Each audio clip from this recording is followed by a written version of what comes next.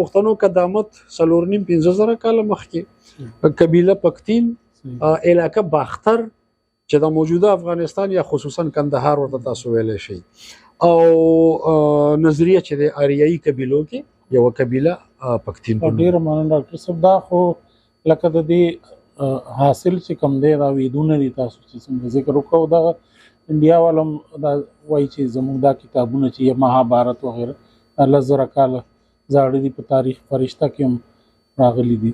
بل تاسو تاریخ فرشته یو حواله هم ورکړه قاسم فرشته چې پښتنو باره کې دا یو کتاب تاسو حواله ورکړه. ما خو ذهن ته دا راتله چې هغه ویلو چې ما چېرته نه اورېدلي دي دا خبرې. بهرحال خبره صحیح شوه. اوس د پښتنو باره کې د دې کتاب باره کې چې لکه عام یو خبره دا ده چې خیر البیان لومبی د پښتو د نثر کتاب دی که نه، یا تذکرة الاولیاء چې سلیمان ماکو ترجمه کړی دی نو فارسی نه پښتو ته، دا لومبی کتابونه دي. نو ستاسو ریسرچ څه وایي چې کوم لومبی کتاب کیدی شي؟ داسې ده تاسو چې د تذکرة الاولیاء خو یو څو پاڼې پیدا شوي دي، ټول نو ټول کتاب نه پیدا شوی. هغه حبیبي صاحب د تذکرة الاولیاء هغه څو پاڼو سره وضاحتونه لیکلي دي او هغه وضاحتونو کې بیا دا خبره هم کړې ده چې دا یو څو پاڼې پیدا شوي دي او په هغه یو څو پاڼو باندې هم کلندر مومند صاحب او ځینې محققین او ځینې تنقیدونه او اعتراضونه شته چې دا دومره زړې نه دي، دې کې څه مسله ده. پاتې شو پټه خزانه کتاب.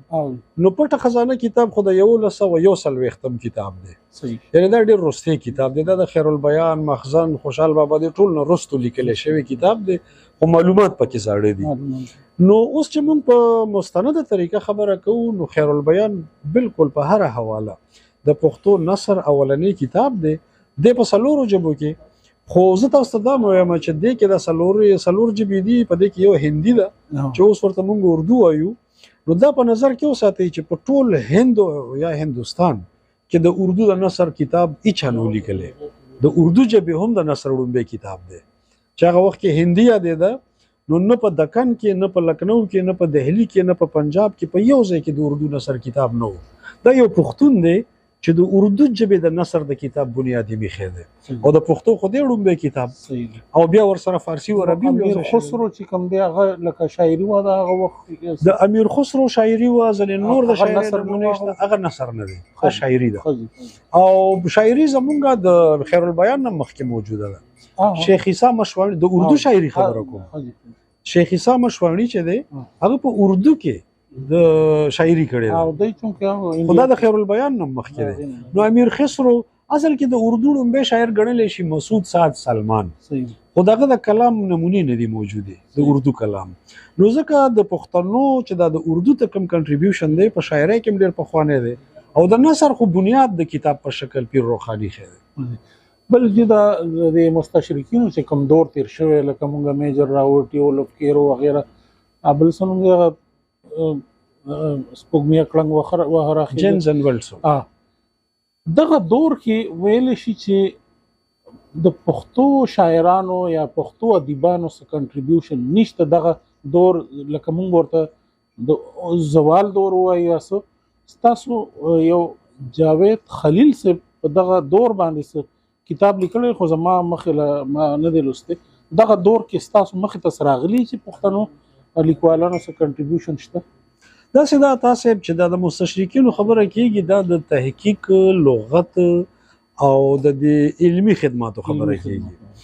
نور شاعري خو زمونږ ډیره شاعري خو هغه خو دغه هم لکه ولسی خو وکنه ولسی هم د خوشحال بابا رحمان بابا چې موجود دي دا خو د مستشرقینو نظر دغه تاسو د نثر او علمي خدماتو او دا د اتلسمه نولسمه صدیه جی بالکل. او داسې دا تاسو چې زمونږ په کلاسیکل دور کې نثر هم موجود دی خو دا چا پام ورته نشته. ګوره د خوشحال بابا دستارنامه د نثر داسې شاهکار کتاب دی چې په هغې کې تحقیق هم شته، تنقید هم شته، تبصره هم شته او هغه خلک په نثري خدماتو کې نه چې اعلان کې په دنیا کې به د دې د پایې کتاب په دغه دور کې کم ملو شي. د کاظم خان شهدا دیوان سره مقدمه په نثر کې ده، د عبدالقادر خان خټک ګلدسته په نثر کې ده، د دغه دور نه مخکې ارزانی د یو رساله لیکلې ده په نثر کې لیکلې ده. نو د پښتنو نثري خدمات هم ډېر زاړه دي چې په هغې کې علمي هم شته، تحقیق هم شته، تبصره هم شته خصوصا د خوشحال بابا دستارنامه خو د چا پام ورته نه دی او مستشرقین چې راغلي دي د خو 13 عیسوي صدی ده هغه دا کار کړی چې په ګرامر په لغاتو په زړو شاعرانو د تحقیق چې کوم دی د دې بنیادونه چې دی هغه بالکل مستشرقین وخی دي